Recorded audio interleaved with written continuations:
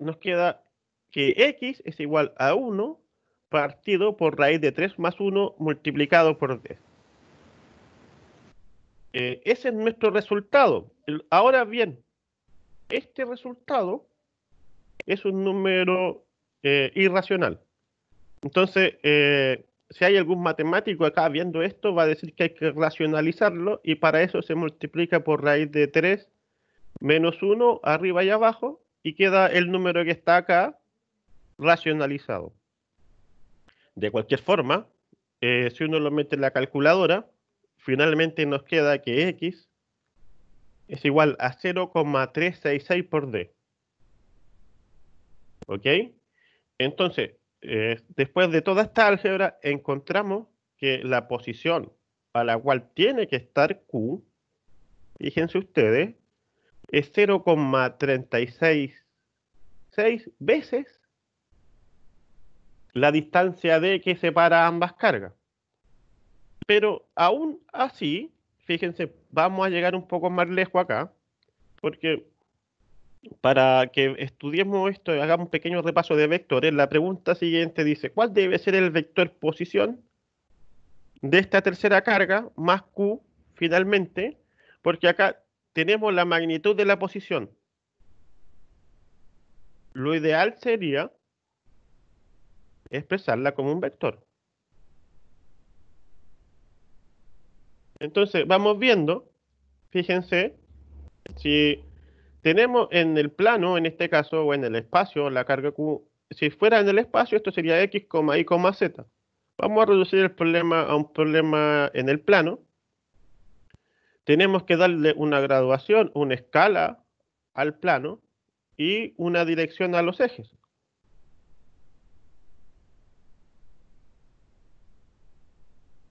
Entonces, fíjense,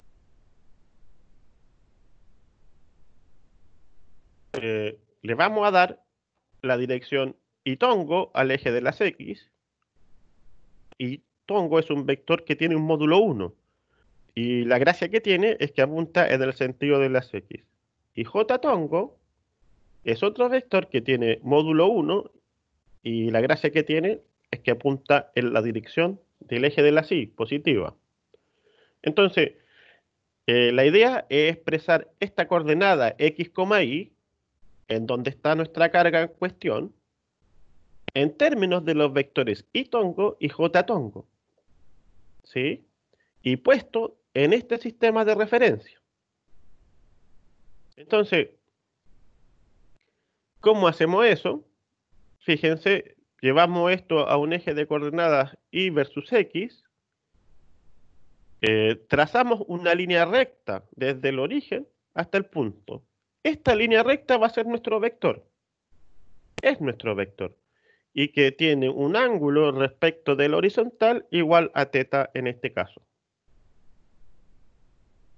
Entonces, vamos viendo, a este vector lo vamos a llamar R, y hay que ponerle la rayita de vector, pero perfectamente ese vector puede ser la fuerza F, la fuerza eléctrica, la fuerza de Coulomb, o más adelante vamos a ver que puede ser el campo eléctrico E, que está presente en ese punto del espacio.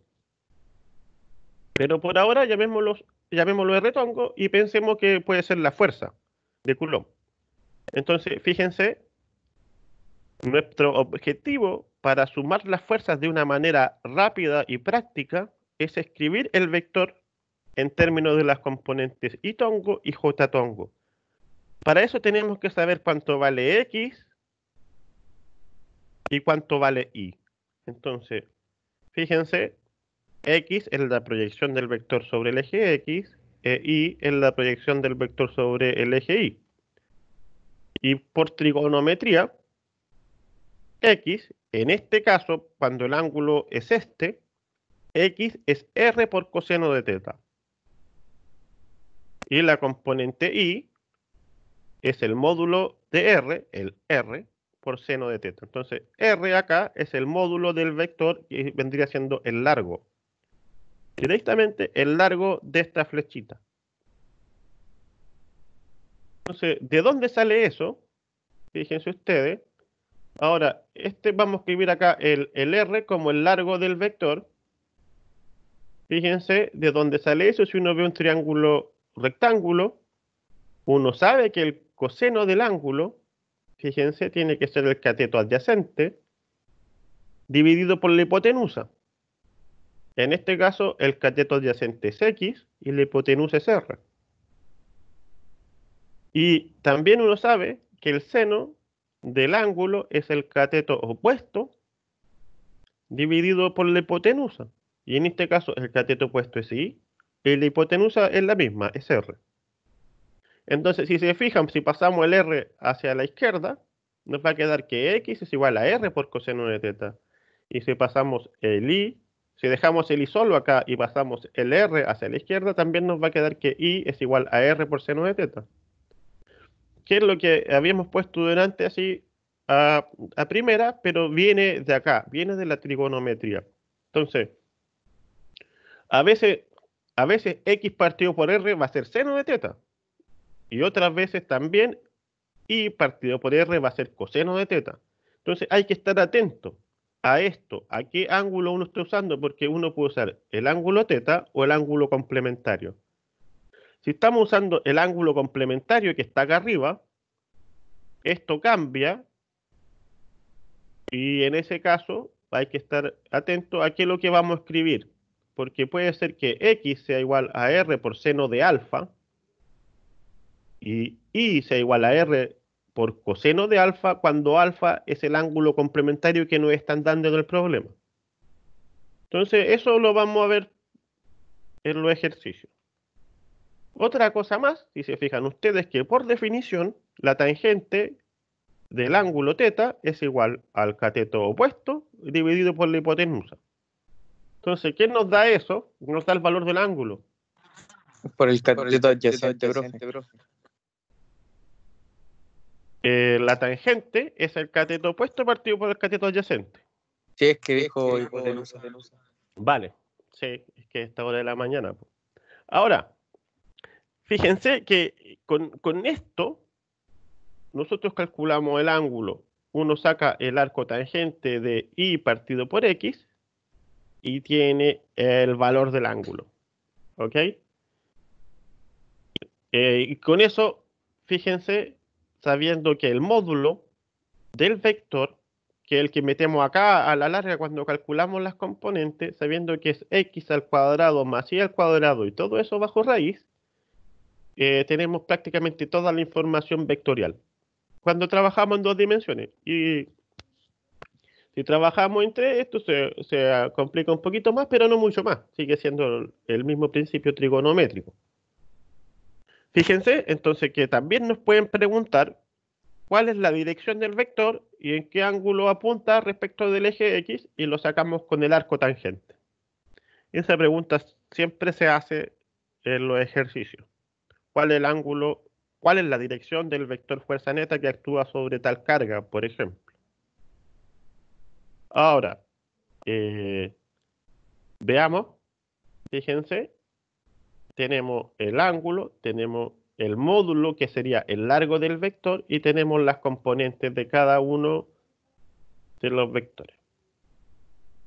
Entonces, la idea de esto, yo les recuerdo, es expresar el vector fuerza eléctrica en términos de I tongo y de J tongo.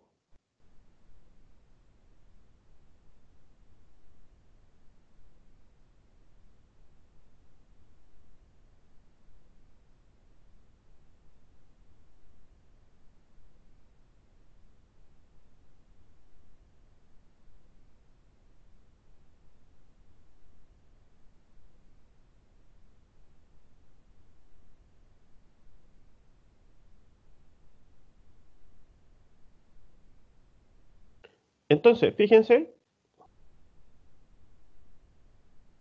qué es lo que tenemos ahora. Vamos a hacer vamos a ver el problema anterior. ¿Cuál es la posición que nosotros encontramos a la cual debía estar el 0, la carga para que su fuerza neta fuera 0 y no se moviese respecto de las otras dos?